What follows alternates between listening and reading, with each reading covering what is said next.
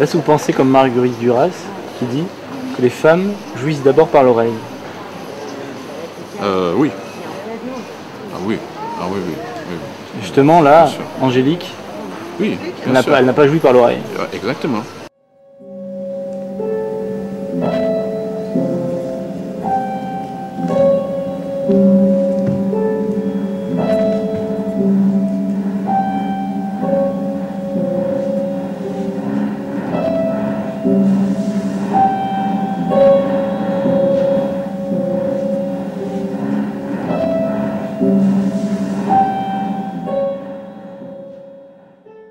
Ruelle de Siga-Saint-Fen, devenue des fosses communes, desquelles quelques mains agrippaient les jupes des femmes. C'était l'habitat devant la maison, close de fenêtres, barricadée de peur, de mensonges et de matelas, fermeturée à double cliqueté au claquetas. Ouais. Ceux qui vous accusent de blasphémer un peu l'orthographe, la grammaire, qu'est-ce que vous répondez à ceux-là? Je m'en fous complètement. Si c'est un peu comme ça. Oui, je sais, en France, l'académie, tout ça, ça joue toujours un grand rôle. Vous n'aurez jamais le grand cours avec un livre comme ça. Non. Est-ce que c'est pour ça que vous vous baptisez non plus? Donc, l'orthographe, c'est pas... En quoi est-ce que c'est une valeur, l'orthographe? Ça bouge tout le temps? Moi, je pense plutôt au tableau. Quand j'écris, je vois les images et je pense beaucoup plus au tableau qu'au texte. Et je trouve un des rôles essentiels de l'écrivain, c'est aussi de faire évoluer la langue.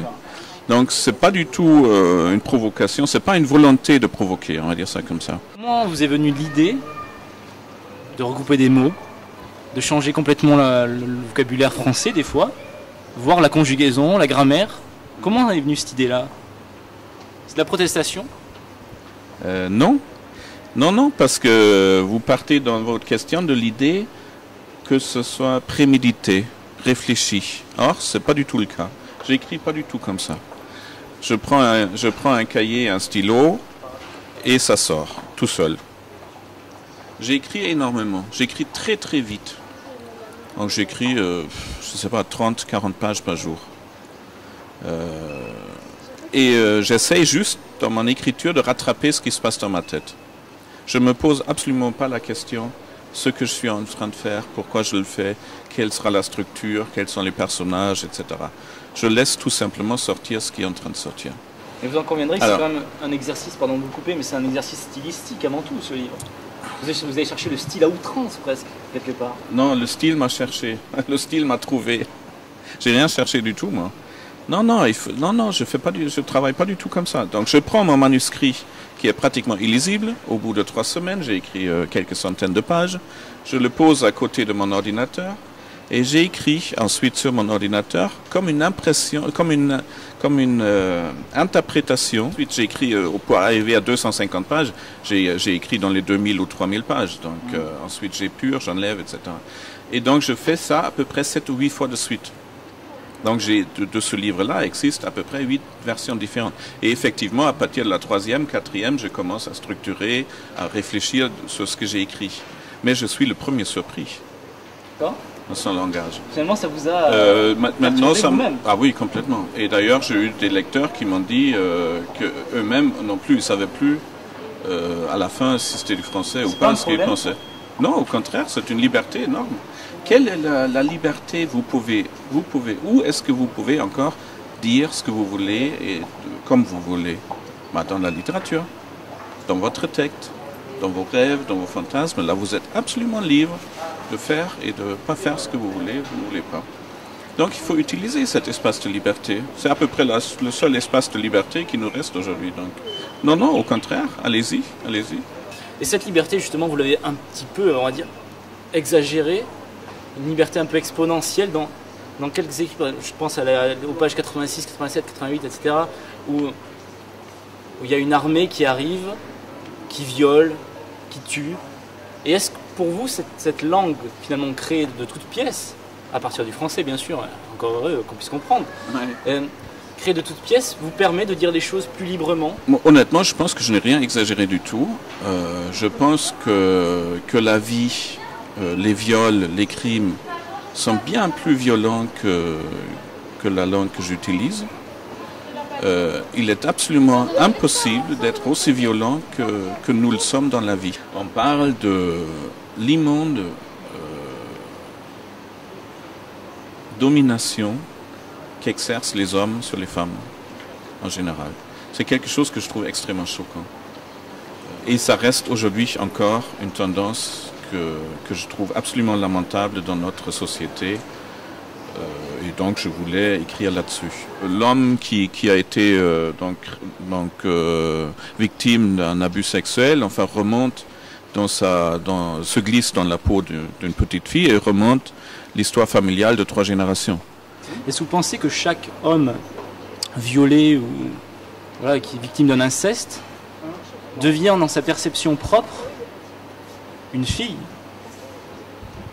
Oui, je le pense. Pourquoi? Alors, évidemment, ça ne veut pas dire que l'homme devient une petite fille, mais la victime de viol perd, dans un premier temps, la confiance dans la vie, en soi-même, devient quelqu'un extrêmement vulnérable.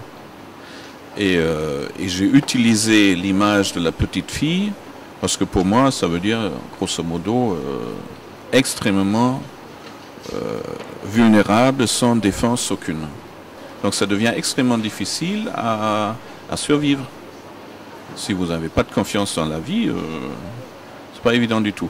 Donc l'image de la petite fille traduit cette perte totale de protection. Et d'ailleurs, elle est dans un asile psychiatrique ou dans une prison, enfin, et elle a besoin de raconter cette histoire pour se reconstruire. Et petit à petit, d'ailleurs, elle redevient l'homme qu'elle a été. Pourquoi cette obsession qu'on voit dans beaucoup de pages, de la flaque de sang, du sang qui coagule, du sang qui tombe? C'est très difficile enfin, ça correspond plus à une histoire personnelle. Enfin, ma mère était décédée relativement jeune et c'était les années où le sida commençait à être un peu connu. Et comme on ne voulait pas admettre qu'elle était morte d'abus d'alcool et de médicaments, on cherchait des explications un peu extérieures. Et donc, le sida, c'était encore moins honteux que l'alcool. Enfin, donc, elle venait juste de mourir, il était minuit à l'hôpital, et je sors de sa chambre et je croise ma grand-mère et qui dit est-ce qu'elle ne serait pas morte de cette nouvelle maladie? Donc du sida, enfin on ne disait pas sida, on disait cette nouvelle maladie. Et, mais qui disait sida à l'époque disait quand même enfin aventure sexuelle ou enfin. Donc on ne pouvait pas non plus admettre que quelqu'un meurt de sida parce que ça voulait dire qu'elle aurait eu... L'aventure, bien sûr. Donc, alors évidemment, autour d'elle, on dit, ben non, enfin...